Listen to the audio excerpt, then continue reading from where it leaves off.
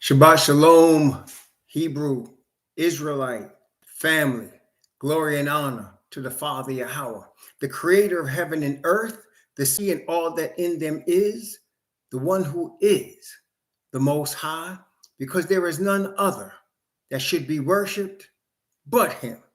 There is no other creator but him. We praise the Most High Yahweh, and give him the honor and praise due to only his name, and also to Messiah, his only begotten son, Messiah, Yahweh Shah, Yahweh's word made flesh, the messenger of the covenant. Praise the Most High, who is the atonement for sin and perfect righteousness on our behalf before the Father. Praise his name. Greetings to the awakening 12 tribes of the bloodline of Abraham, Isaac, and Jacob. Greetings to the 144,000 chosen ones who are the forerunners, as was John the Baptist, the forerunners of the return of Messiah and the establishment of the Messianic kingdom in the next 7 years. Greetings also to the precious souls from among the Gentiles who have been adopted into the family and become part of the family through the righteousness of the Messiah and acknowledgement of the truth of who the true Hebrews are. Praise the Most High. Welcome, Castle King, Superstar, Shabbat Shalom, Gary Joseph, Sister Castro, Stephen Kelly, Brother Baldy Thorpe, Brother David Harriet, JJ Glasgow, and Jillian, Yakoba Ban Yasha'al, Mike Check Yafi, Psalm 119, Sister, and Stephen Kelly, Sister Brother Morris, Michael Morris, and Sister Daniels. I just want to give a special shout out to Sister Castro for the work that she did with the youth last week. I mean, if you were there, then you bore witness. Sister Castro, everyone has been given a gift.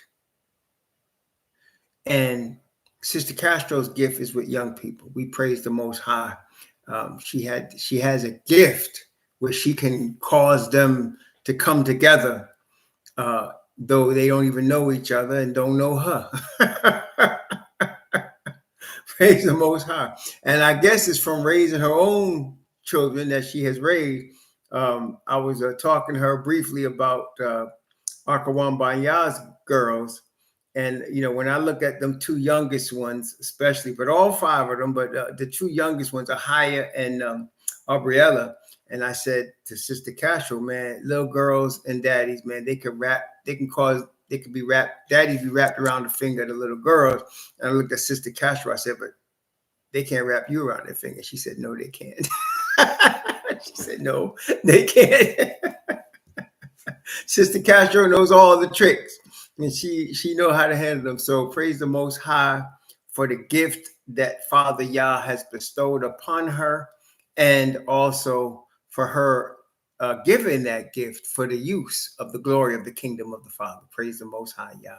And so, yeah, we bore witness to the work that she did last week with the young people. And yeah, praise the Most High. May the Most High continue to, use her for his glory and bless young souls also for the Father's glory. Praise the Most High. Today, we're going to be looking at Deuteronomy chapter 10. And in chapter 10, it's again a reviewing of the covenant in a little bit of different way. And this is extremely important because, look, I want to just make sure we understand because look, man-made religion, particularly Christianity, has done a wonderful job at confusing the message of the Bible, misrepresenting the message of the Bible, okay, and being deceptive in the message of the Bible. And one of the ways this is they like break everything up in little pieces and try to analyze each little piece. And the Bible is not like that. It's holistic. It's like, with health, right? Let me just say this so I don't get in trouble with YouTube. Some in the medical profession look at ailments within the body and study the area of the ailment and the ailment itself. But holistic health practitioners look at the body as a whole. and understand that the body is one organism with many parts, but it all works in harmony together. That's what they call a holistic health practitioner. They're not usually accepted in the mainstream of health, but they are looking at the body differently than some trained physicians might look at it. They look at it in a holistic manner. Well, this is very similar to the word of the Father as illustrated in the King James Bible. Um, Man-made religions try to break it in pieces and analyze each piece versus looking at it as a holistic thing. Okay. And in the area of what we're going to be discussing this morning with respect to Deuteronomy chapter 10, in the beginning, the Most High named the children of Israel. Yahweh called Moses. Yahweh spoke to Moses. These be the words. When we study chapter 10 of These Be the Words, you're going to see this more illustrated. But before we do, I want to make sure we understand this. The covenant of the Father, the message of the gospel, the righteousness of the Father are one. It's one. You cannot break them up into separate compartments and entities. Let me say that again. The covenant of the Father, the message of the Father in Messiah. Let's just call it the message of Messiah, which is called also the gospel. And the Father's righteousness are all one. Okay? You cannot break them up. You cannot break up the covenant and say, well, this is the Abrahamic covenant, and this is the Noahic covenant, and this is the New Testament covenant. That's a Christian thing. That's man-made, which is why it will fail 100% of the time. Will fail 100% of the time. Sorry, you Christian, but that's the truth. When you look at the whole thing as holistically one, as a health practitioner that's into natural remedies, looks at the body as holistically one,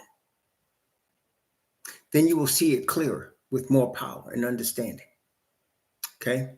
So the covenant of the Father, which is illustrated in the 10 Commandments, the message, or should I say the gospel message of the Messiah, and the Father's righteousness are one thing. Okay? Just as the Messiah said, I and my Father are one. It does not mean the Messiah is the Father, but it says they're one, which means the message, the covenant, the righteousness is one. Cannot be broken up and separated. Should not be attempted to be broken up and separated. So when the Father mentions the everlasting covenant, the everlasting gospel, okay, it's one thing. It's one thing. Okay, now the end result of the message in the revealing of the righteousness of the Father, the end result is in Revelation chapter 21, which we have read. Revelation chapter 21.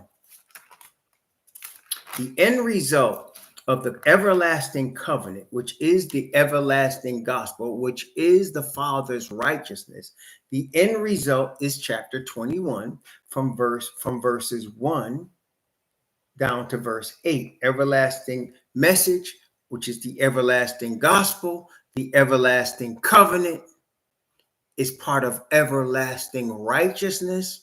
And really what it means is what it does. You know, in the movie Forrest Gump, the man that played Forrest Gump said, Mama always used to say, stupid is as stupid does. So if you're declaring someone stupid, it's because of something stupid they do or did. If someone is smart, it's because of something smart or intelligent they did. Well, so that the thing is what it does.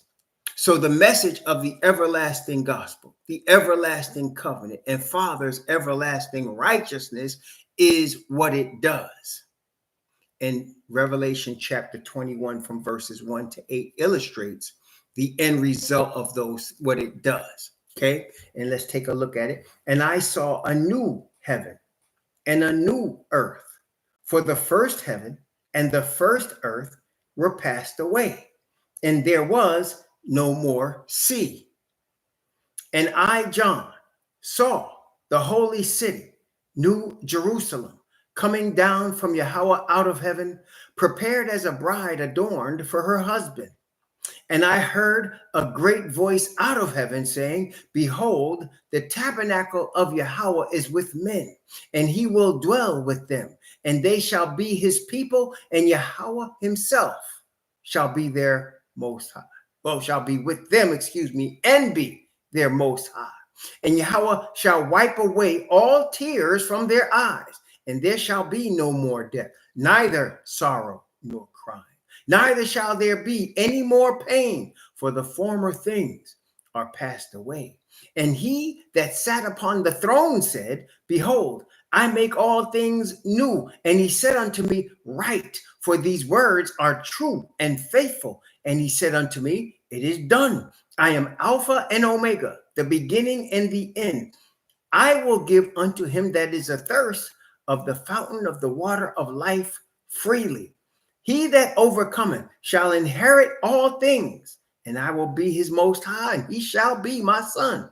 But the fearful and unbelieving, and the abominable, and murderers, and whoremongers, and sorcerers, and idolaters, and all liars shall have their part in the lake which burneth with fire and brimstone, which is the second death. So the result of the everlasting covenant, the everlasting message, which is the glad tidings of the gospel, the Messiah and the Father's righteousness, the result of those things is no more death.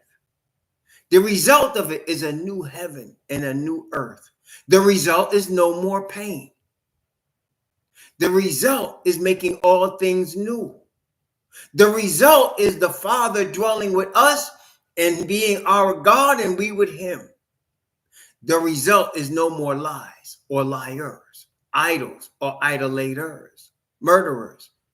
The result is no more sin. In fact, let's take a look at chapter 22, verse 3. Actually, 1, 2, and 3.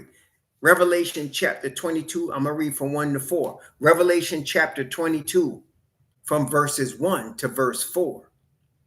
And he showed me a pure river of water of life, clear as crystal, proceeding out of the throne of Yahweh and of the Lamb. In the midst of the street of it, and on either side of the river, was there the tree of life, which bare 12 manner of fruits, and yielded her fruit every month. And the leaves of the tree were for the healing of the nations.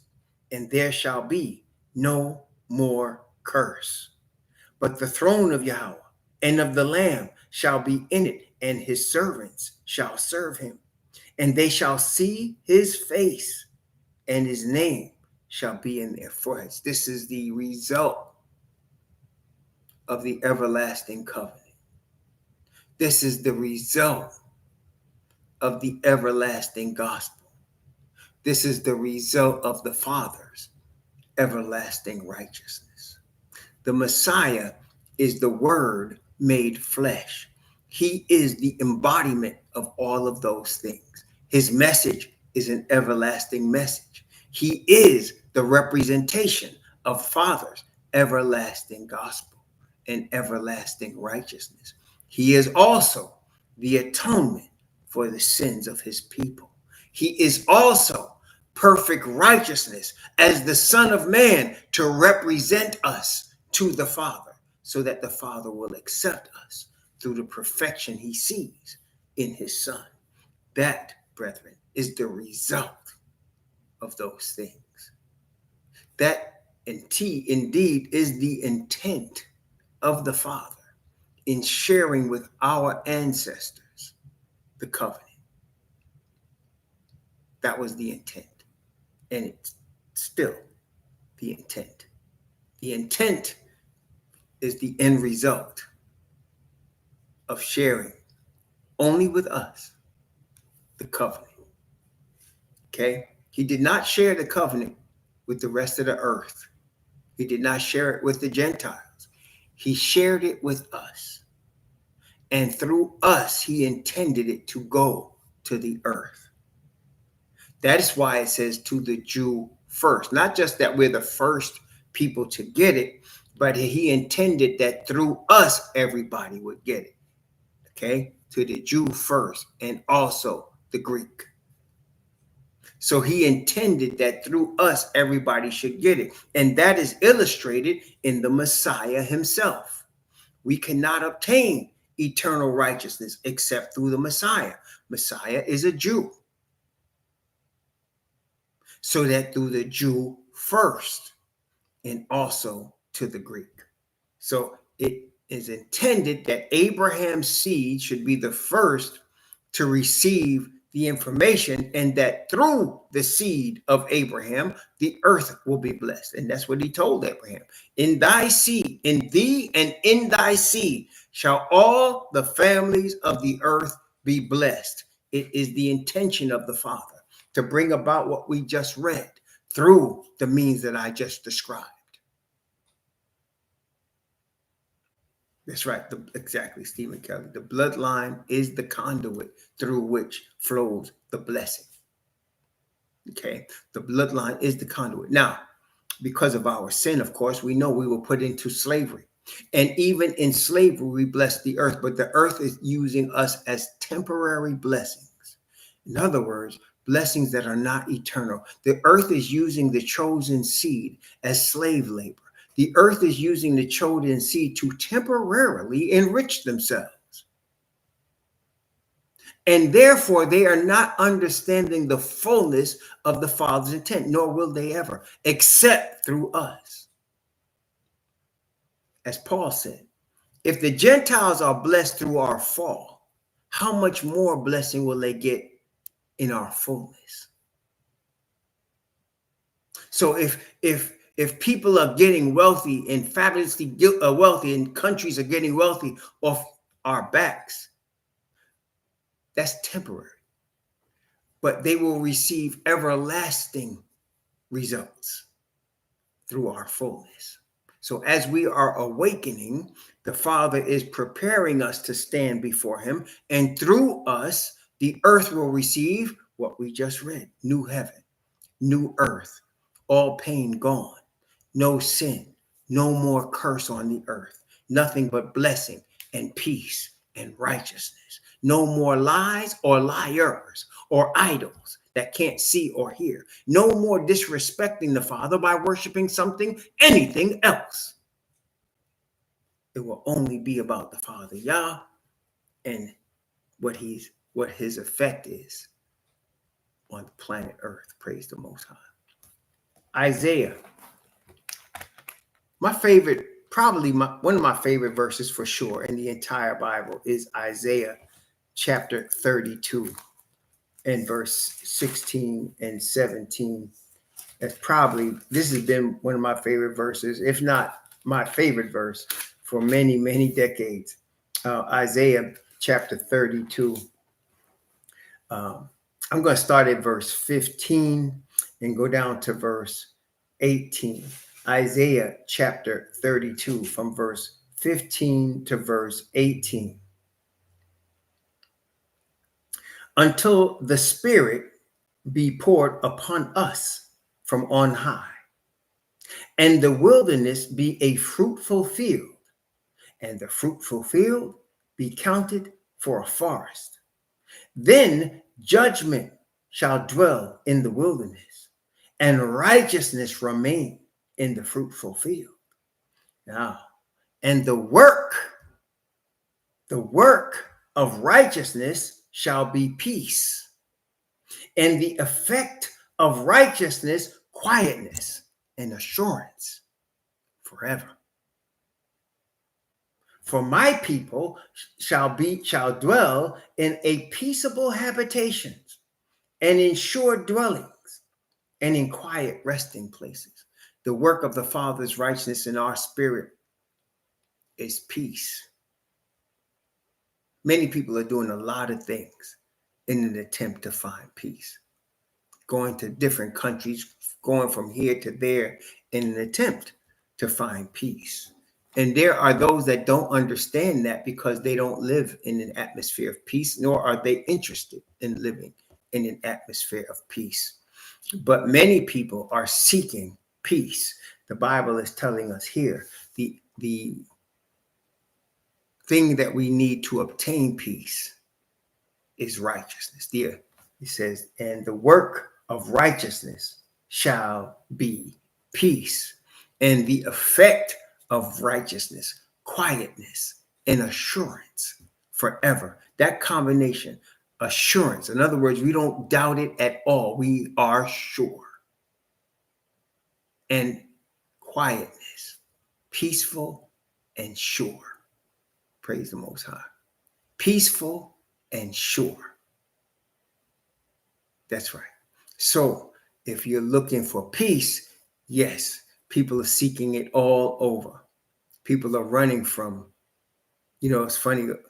I describe my mom as a continual storm because that's what it feels like whenever I talk to her. A continual storm. And my father, wanting to get away from her, was trying to find peace. It's very simple as that. It really was. And the storm still rages.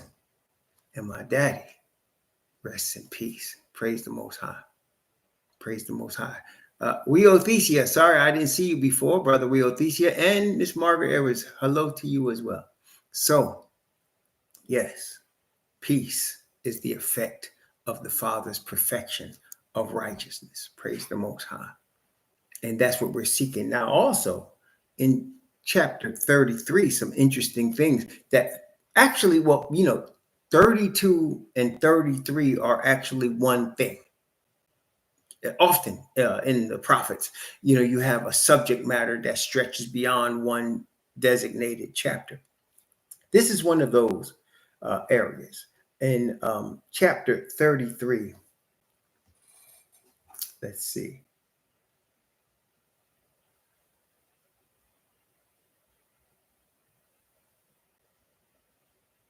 Here's a specific thing I want here. Oh, yes, this. Okay. Isaiah chapter 33. Now, after what we just read, remember that, keep that in your mind in terms of the work of righteousness being peace, the effect of righteousness being quietness and assurance, and then the promise, my people shall dwell in a peaceable habitation and in sure dwellings and in quiet resting places. Okay, so now I'm going to go to chapter 33, and I'm going to begin at verse 14, from verse 14. And I'm going to read from verse 14 down to verse 17. Isaiah chapter 33, from verse 14 to verse 17. Beginning at verse 14, it says, the sinners in Zion are afraid. Fearfulness has surprised the hypocrites. Who among us shall dwell with the devouring fire? Who among us shall dwell with everlasting burnings? See, brethren, what I don't think any of us can really perceive is the power of two things. The power of the Father's righteousness when it comes upon us in the fullness of the latter rain, nor can those faking it perceive the power of the fear that's going to come upon them when they realize they have not received it. You're getting a little glimpse of both right now. For example, last weekend, from last week, Thursday to Shabbat, we experienced a foretaste of the righteousness of the spirit of the latter rain. We experienced a foretaste of it, did we not? We had a love among us, that a love for the Father and a love for truth that caused us to have a fellowship together that was sweet, very sweet. Praise the Most High. And all of us had the opportunity to taste of it, right? Right now, as you behold, for example, the goings on of January 6th, 2021 at the Capitol, when you behold the goings on of the white nationalists and the goings on of their support of falsehood, you can kind of see that they are scared. They are scared, and in their fear, they project it as anger. Let me say it again. They are scared, and their fear is projected as anger because they don't know what's coming, but they can feel something bad is coming. And they're putting all their hope in man and in man-made religion. But even with all their hope being there, there's fear. And if you recall, when Adam first ate the fruit that he got from his wife, he was scared. When the Father's voice called him, he hid from the Father. He was scared. Okay, he was scared. Fear is one of the first things that came upon our ancestors without the righteousness of the Father. And fear will take hold of all the sinners, the unrepentant sinners. Why did it say in Zion? Because Judas came from among us. Judas always comes from among us. But Judas will be scared when the Spirit is poured on us. There will be a fear gripping him. And that fear will make known where his heart is. Does that make sense, y'all? While in the midst of trial, in the midst of struggle, in the midst of threats, we will be calm because we notice what it says here who shall dwell with the devouring fire? Who among us shall dwell with everlasting burnings? That is the heat of the trial. When the death penalty is out, when you cannot buy or sell, when you have to flee from wherever you are, because the Father has you flee because of the people coming after you to kill you. You'll be doing it with a calm spirit, under the guise of the guidance of angels and of the Father. But there'll be those that'll be scared, very scared. Verse 15. The question is asked, who shall dwell with everlasting burnings? He that walketh righteously and speaketh uprightly. He that despiseth the gain of oppressions. Let me stop there. Despiseth the gains of oppressions. What does that mean? That means you don't want the spoils of working for the oppressor. Did you hear what I said? That you are not interested in the spoils of working for the oppressor. You know what the Bible says about Moses, that he forsook the riches of Egypt to dwell with the people of Yah. Moses was royalty, though he wasn't the bloodline of the Hamite. He was royalty because of Pharaoh's daughter, and he was treated like royalty. But he forsook the royalty of Egypt to join with the chosen people. Okay, so the ones that are, and listen, they are already among us, but don't worry, they'll be revealed by what we just read. They are already working among us. There's government agents already trying to gain access and get among us already. Okay, so don't worry about that. They will be revealed. And the Bible tells us, if you despise the gain of oppressions, you refuse to work for the enemies of Yah's people. You refuse to be an agent for one of the enemies of Yah's people. Okay. And shaketh his hands from holding bribes. Who held the bribe? Balaam did, didn't he? What about Judas? The 30 pieces of silver, was not that a bribe to betray the Messiah? So the people that want righteousness are people who will not be interested in the rewards of betrayal, in the rewards of the oppressor. You see them all the time. They're usually 9 times out of 10, not 10 out of 10, but 9 times out of 10, they're entertainers that are bought and paid for. And they're being paid lots of funds to misrepresent who we are, and to send false messages. They're in entertainment. Sometimes that entertainment takes the form of religion, because that's what now, if you're looking at modern Christianity, it's a form of entertainment. And they use entertainment to draw people to their houses of worship, do they not? They use entertainment. And those that are promoting the falsehoods of these false man-made religions are entertainers, especially in Christianity. Not so much in Islam, but in Christianity for sure. Islam promotes discipline. Islam promotes discipline, which is also man-made. It promotes discipline. Okay? Christianity promotes entertainment. And they try to cover all things, but none of that can produce perfection of righteousness. None of it can produce perfection of righteousness. Therefore, they will not get the effect of righteousness.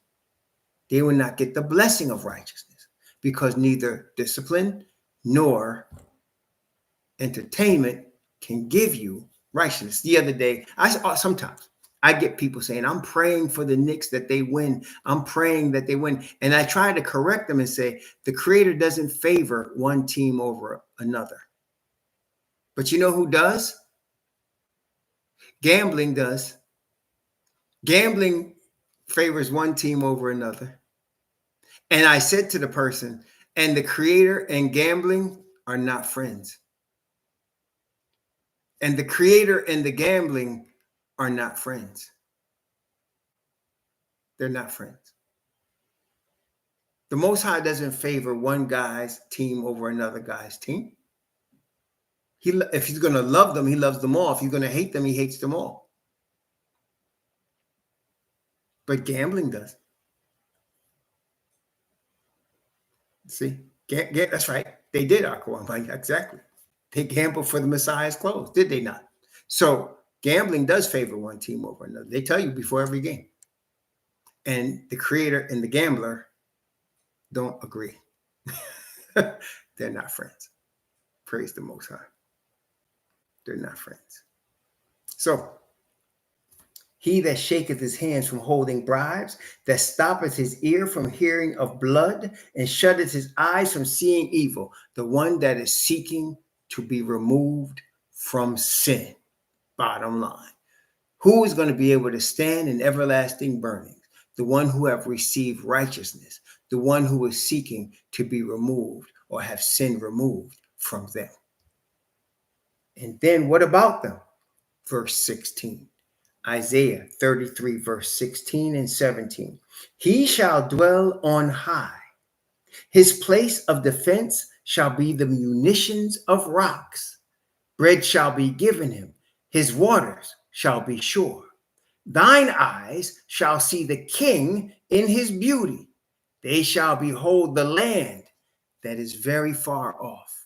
Yes, with our eyes toward the kingdom in the spirit, we will eventually see the King in his beauty, and there'll be no more curse, and his name will be in our foreheads. This, again, is the intent of the Father in revealing by voice his covenant to our ancestors. This is the intent of the Father in revealing by his voice and through Moses the covenant.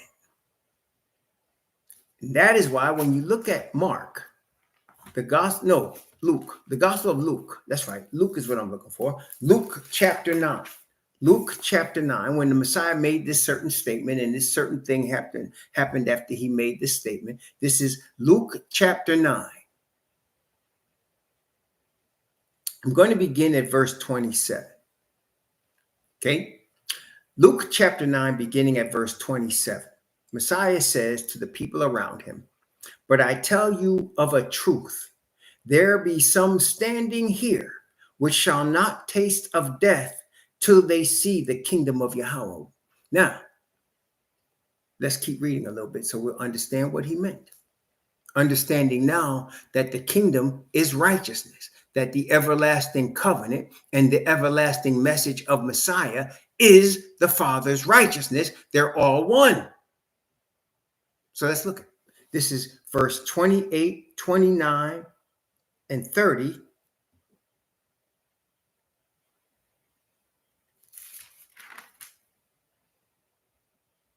I'm going to read down to verse 35. So from verse 28 to verse 35, behold all of these words. This is Luke chapter 9, from verse 28 to verse 35. Notice what it says. And it came to pass about 8 days after these sayings, he took Peter, Kapha, and Yochanan, and Yaakov, which is James, and went up into a mountain to pray. And as he prayed, the fashion of his countenance was altered, and his raiment was white and glistering. So he's praying to the Heavenly Father, and everything becomes white or bright. It becomes bright. We're talking about the kingdom now. It becomes bright. Okay. And behold, there talked with him two men, which were Moses and Elijah. Moses, the Levite prophet of Yah, the intercessor between the Father and the nation, and Yah, the prophet from Manasseh that was a Levite, the one that stood on Mount Carmel and was taken up without seeing death. They too stood with the brightness of the Messiah before the Father. Okay, verse 31. Who appeared in glory and spake of his decease, which he should accomplish at Jerusalem. His decease representing the atonement for the sins of Israel. I know there's people say, what about the Gentiles? To the Jew first. The Hebrew Israelite Messiah is the atonement for the sins of his nation first. Through his nation, he is the atonement for the sins of the world. But for his nation first. Never forget, Messiah is a bloodline, Hebrew, Israelite. Never forget that. Messiah is a bloodline, Hebrew, Israelite. And through him, first, the nation of Israel is sealed. And then the world gets the opportunity to receive that. Now, so they, that is, two Hebrew Israelites next to the Messiah in brightness of glory, are now talking about his atonement for the sin of the nation. Verse 32. But Peter and they that were with him were heavy with sleep. And when they were awake, they saw his glory and two men that stood with him. And it came to pass, as they departed from him, Peter said unto Yahushua, Master, it is good for us to be here. Let us make 3 tabernacles, one for thee, one for Moses, and one for Aliyah, not knowing what he said.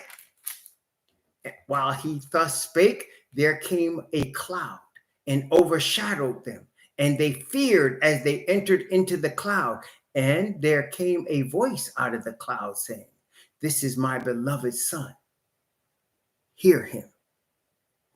The cloud, of course, the same one that was on Mount Sinai in Oreb, the same voice that said the covenant to our people, our ancestors, the same voice. So now you have Messiah, who's perfection of righteousness, who's the messenger of the covenant, with two people who are representative of the saved in the covenant, Moses and Elijah. And the voice of the Father surrounding them and coming among them and making his voice, his word, known to them, and having the 3 apostles beholding the whole thing and seeing the kingdom. That's what the kingdom's about. Okay? This is my beloved Son. Hear him. Hear my messenger. Hear the message of the messenger of the covenant. Hear the message of the covenant. Receive that righteousness that caused you to see the blinding brightness that you saw.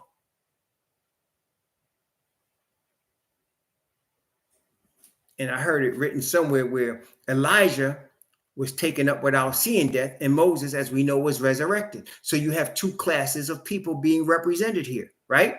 The ones that were died and resurrected in the first resurrection, and those of us standing on the planet Earth as the Messiah returns, who will never see death. That's the kingdom.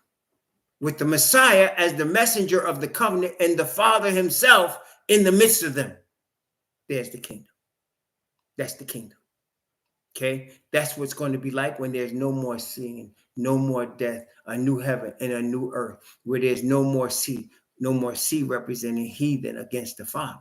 No more lies, liars, idolaters, murderers, no more, never to exist again, no more curse. Praise the Most High. And so they got to behold the kingdom. They knew what that was. And Peter mentions it in his second letter that he was eyewitness to the majesty of the Messiah. That he's not giving you a cunningly devised fable. He said we were eyewitnesses. As were all the apostles, eyewitnesses of the Messiah. That's what makes them apostles. One of the things that makes the apostle an apostle is they're personally chosen by Messiah, personally chosen to be an apostle, number one. And number two, they are eyewitnesses of the living Messiah. They're eyewitnesses. There's only 12 of them that were chosen in such a way to be the ones sent by him, chosen by him, and eyewitnesses to his glory. Praise the Most High. And now we know what Isaiah also says, I think is in chapter 44, about us, we will be what? His witnesses. You are my witnesses, O sons of Jacob. You are my witnesses. Praise the Most High. That he is Yahweh and there is none else. Praise the Most High. So now keep these things in mind as we're looking at Deuteronomy chapter 10, because in the giving of the covenant, this was the purpose. Our fathers did not understand that. They did not understand that.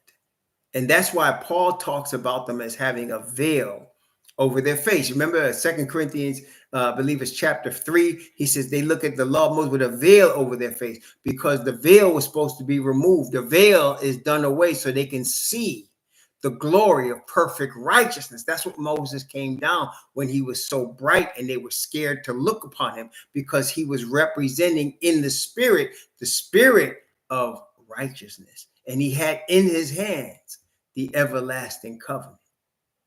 And he was represented in the spirit of righteousness. And he had to put a veil because they were afraid. See, they were afraid to look on him.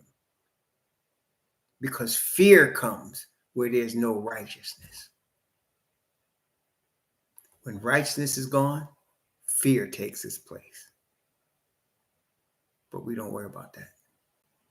Because we are not those, as the Bible says, that draw back in fear, but that stand firm in faith. Praise the Most High. Yeah, praise the Most High. I heard Adam Clayton Powell Jr. say this once. Fear knocked at the door and faith went to answer it, and there was nobody there. Adam Clayton Powell. I heard that on a record that he made. He made this record. I don't know if it was 50s or 60s, but an old saint back in the 80s played it for me. It was Adam Clayton Powell. And that's what I remembered. He said, fear knocked at the door and faith went to answer it. And there was nobody there. Faith in righteousness. Belief, trust in righteousness. Brother, nothing can ever overcome righteousness. Satan has no power against righteousness. He can only induce you and I to leave righteousness. Because if we keep righteousness, he has no power. So he tries to induce us by our own choice, like he did with the Moabite women. When the Moabite women, at Balaam's suggestion, were sent to the camp of the Israelites, it was to induce them to choose the beauty of the woman above righteousness, which unfortunately many of them did. Okay, so the inducement was of a beautiful woman for you to worship her God and leave righteousness. Okay, so that's right. So the faith of the perfection of righteousness, the belief in it, the love for it, will remove fear. That's right. And so we should remember this as we go forward. It's a major point in the righteousness by faith message is faith part, right? So you have righteousness, but you have righteousness that comes through faith. And faith in righteousness overcomes all fear. Praise the Most High. Praise the Most High. Okay, so now let's go to Deuteronomy chapter 10.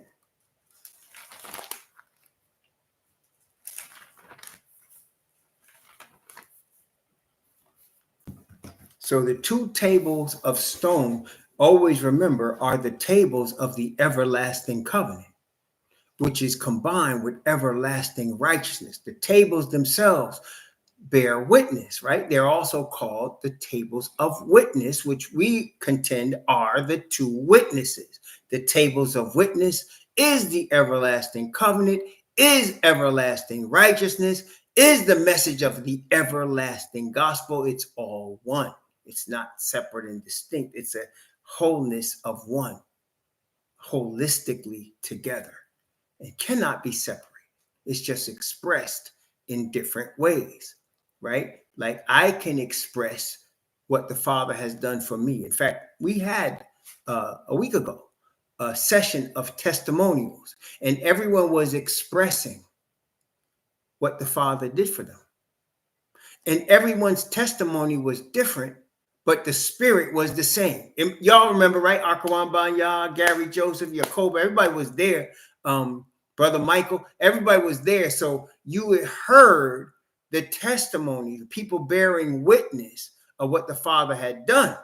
But everybody's witness was a different story. And yet all the stories were bearing witness of the same Father and of what he has done in his same spirit, right? So we all bear witness of what he's done for us from different mouths, but the witness is of the same Father, of the same power, of the same spirit.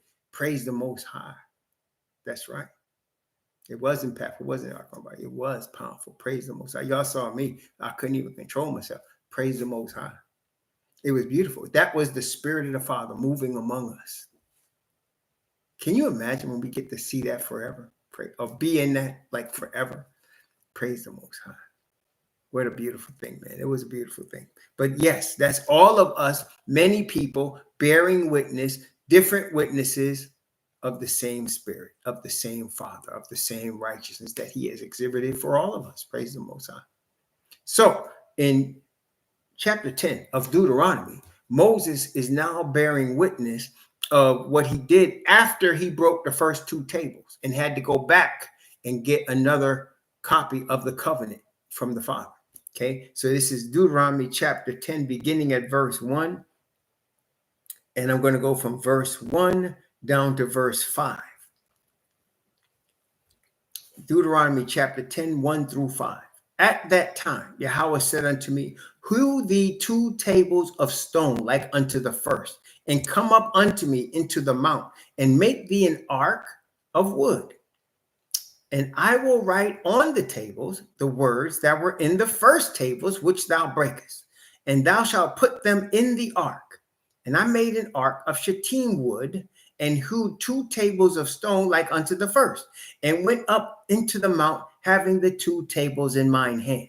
And he wrote on the tables, according to the first writing, the 10 commandments, which Yahweh spake unto you in the mount out of the midst of the fire in the day of the assembly, and Yahweh gave them unto me.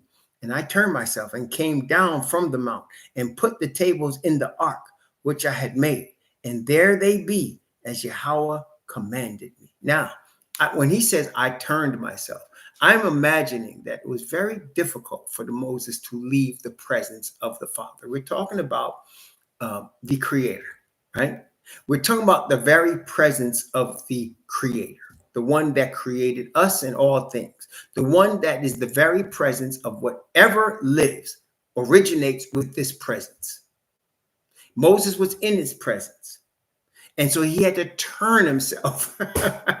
He did not want to leave the presence. And in fact, we know the first time he came down from the mountain, the Father said to him, you go, get thee down. And Moses said, but they know better. Like, in other words, he didn't want to leave, but they know they're not going to worship no idol. He said, get thee down. Your people have quickly turned away. And Moses had to leave. That's right. In his presence is fullness of joy. At his right hand, there are pleasures forevermore. Everlasting euphoria, everlasting blessing. It's like, I used to think, how can people just stand there and say holy all day? Wouldn't that get boring? But I didn't consider the presence of eternal spirit that's there, the presence of eternal spirit that Moses didn't want to leave the presence. And when he did, after 40 days, he was glowing. He was glowing, so that he had to put a veil on his face because the people were scared of him because he was glowing. You see that? Praise the Most High. Now, verse 6. I'm going to read from verse 6 down to verse 12. This is Deuteronomy chapter 10 from verse 6 to 12. And the children of Israel took their journey from Beeroth and the children of Yaakon to Mashera, where there Aaron died, and there he was buried. And Eleazar, his son, ministered in the priest's office in his stead. From thence they journeyed to Gawadada, and from Gawadada to Yatabath, a land of rivers and of waters. At that time, Yahweh separated the tribe of Levi to bear the ark of the covenant of Yahweh, to stand before Yahweh, to minister unto him, and to bless his name unto this day. Wherefore, Levi hath no part nor inheritance with his brethren. Yahweh is his inheritance, according as Yahweh thy Most High promised him.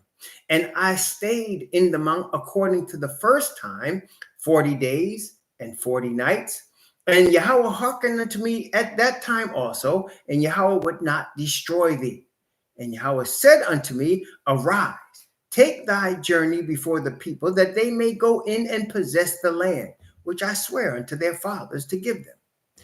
And now, Israel, what doth Yahweh require of thee? But to fear Yahweh thy Most High, to walk in his ways, to love him, and to serve Yahweh thy Most High with all thy heart and with all thy soul. This is very powerful. So Israel, what does he require of thee? But to fear Yahweh thy Most High, to walk in his ways. Now think about you, yourself. If you were among our ancestors, what would you have beheld? What would you have seen of the Father to be able to walk in his ways? What would you have seen? What would you have seen to fear him?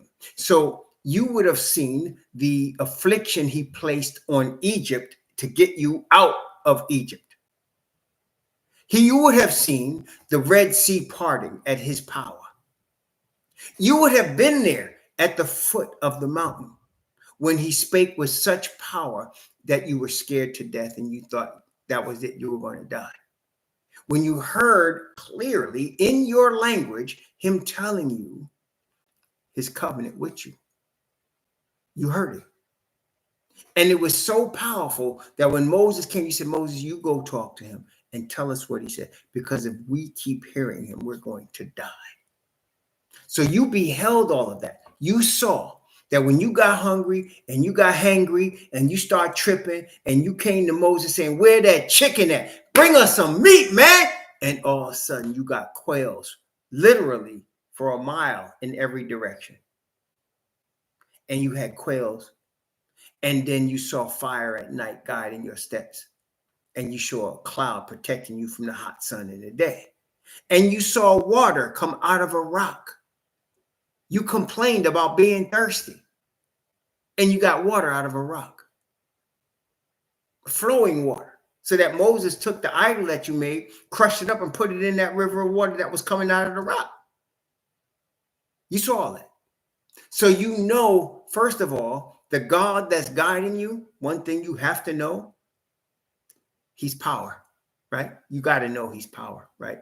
I mean, right? He parted the Red Sea. He threw all these plagues on the Hamites. He provided you, bread to eat every day. He gives you water when you need it out of a rock if you need it. If you want some flesh, you want some bird, okay, we're going to send you quails for you to have. He's power. You complained and you whined about everything he did. You had nothing but wine. He ain't had no cheese for your wine, but he blessed you. And so you know he's also merciful. You know that you got naked. You went and got butt naked, and y'all was orgying it up and getting buck wild at the bottom of the same hill that he spoke to y'all at. And he should have destroyed you. You know he should have destroyed you. Moses went and talked to him, and he calmed the father down. And so you know he don't play. He don't play that. You know he don't play that. Okay? So now you're seeing his power. You know you need to respect him.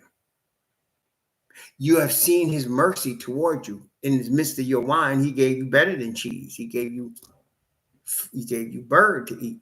He gave you water. He gave you manna, angels' food. He hooked you up, right? You've seen that. You've seen how forgiving he is. You've seen all of that. So now he's telling you to walk in his ways. He's merciful. He's telling you to walk in his ways. He's forgiving. He's perfection of righteousness. You saw Moses. You were scared of the light coming from Moses. That's the goal. That's the end result. That's the effect of righteousness. That's the work of righteousness. You could see it on Moses. That's what he wants for all of y'all. And you could see that. So he says, what does he require? Walk in his ways. Obey him. Respect him. Fear means respect. You respect him. This ain't your buddy. This ain't your buddy. This is your heavenly Father. You respect your heavenly Father. You respect his authority, his power, his spirit. You walk like him. You seek to become like him. Praise the Most High. See? What does he require? To fear Yahweh, to walk in his ways, to love him, and to serve Yahweh with all thy heart and with all thy soul. What has he done for you? He's provided for you. He's protected you. He's chosen you. Above all the people of the earth, he's chosen you. He wants you to obey him. Nobody else on the earth has a God like yours. Nobody does. He's only shown himself to you. I know it's unbelievable, right? But yes, he's only shown himself to you. You are his chosen people because of Abraham, Isaac, and Jacob. You're his chosen people. You are the bloodline of those men that are his. And because you are the bloodline, he's respecting that. Praise the Most High. Okay. Verse 13, from verse 13 down to verse 15. To keep the commandments of Yahweh and his statutes, which I command thee this day for thy good. Behold, the heaven and the heaven of heavens is Yahweh's, thy Most High. The earth also, with all that are therein. Only Yahweh had a delight in thy fathers to love them, and he chose their seed after them, even you, above all people, as it is this day. So the earth, the entire planet, belongs to your God. And of all the peoples of the planet, he's chosen you to be his people above all the other people, because of the love your fathers had for him and he had for them, and the promises he made to them, which he's now bestowing on you. We are not like everybody else. Oh yes, we cry the same. We bleed red blood. We put our pants on the same way everybody else is. We squat at the toilet the way everybody else does. But don't get it twisted. His eye is on us. His eye is on us. We are literally the apple of his eye. There is nobody else he has chosen but us. And if anybody else wants to be chosen, they must be among us. And they can be, but they must be among us. That's right. See? So that's how it works, man. That's what it is. Just remember this now. There is no other God but Yah. And you are his only people. You former slaves. You descendants of people in chains. Wait. You descendants of people in chains that ran from the promised land over Ethiopia into the continent of what's called Africa. You descendants of slaves that the children of Japhet bought from the Hamites who sold you to the children of Japhet, the Europeans. You. He ain't chose nobody else. Nobody.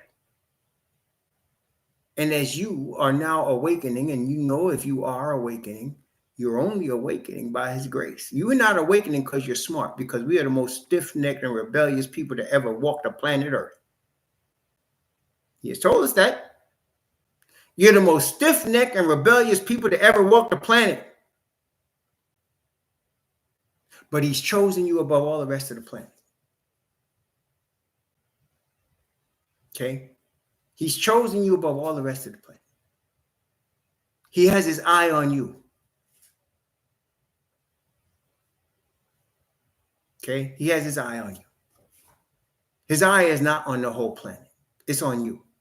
And he said to Abraham, and he said to Israel in Numbers, I will bless them that bless thee. I will curse them that curse thee. And in thee shall all the families of the earth be blessed. This is where the blessing comes to the Gentiles. He will bless them that bless you. And we're not talking about, don't get it twisted. We're not talking about some reverend pimp and somebody's money. We're talking about acknowledgement of truth, love of righteousness. We're talking about obedience to the Creator. I will bless them that bless you, and I will curse them that curse you. See that? Praise the Most High. This is higher than earth. It's higher than the heavens. It's eternal. It's spotless. It's perfect. Praise the Most High. And he's only given it to us. And as a token, he's bringing us out of slavery, bringing us out of darkness, bringing us out of the religions of the Gentiles, bringing us out of the religions of the Hamites. He's bringing us out back to himself, where we originally were supposed to be, bringing us out. Praise the Most High. Bringing us back to where we were originally supposed to be. The Bible calls it the restitution of all things. Messiah calls it the regeneration of the Son of Man. Paul, in writing Tidings, calls it the regeneration, which is translated messianic restoration. The restoration that happens through Messiah. Praise the Most High. That's right. Praise the Most High. Okay. So now, he chose you above all people as it is this day. Verse 16 to verse 22. Circumcise, therefore, the foreskin of your heart, and be no more stiff-necked. For Yahweh, your Most High, is the God of gods and Lord of lords, a great Most High, a mighty, a terrible, which regardeth not persons, nor taketh reward. He doth execute the judgment of the fatherless and widow, and loveth the stranger, in giving him food and raiment. Love ye therefore the stranger, for ye were strangers in the land of Egypt. Thou shalt fear Yahweh thy Most High. Him shalt thou serve, and to him shalt thou cleave, and swear by his name. He is thy praise. He is thy most high, that hath done for thee these great and terrible things which thine eyes have seen. Thy fathers went down into Egypt 70 persons, and now Yahweh thy most high hath made thee as the stars of heaven for multitude. Praise the most high. Praise the most high. There were 70 of us, and now we're as the stars of heaven for multitude.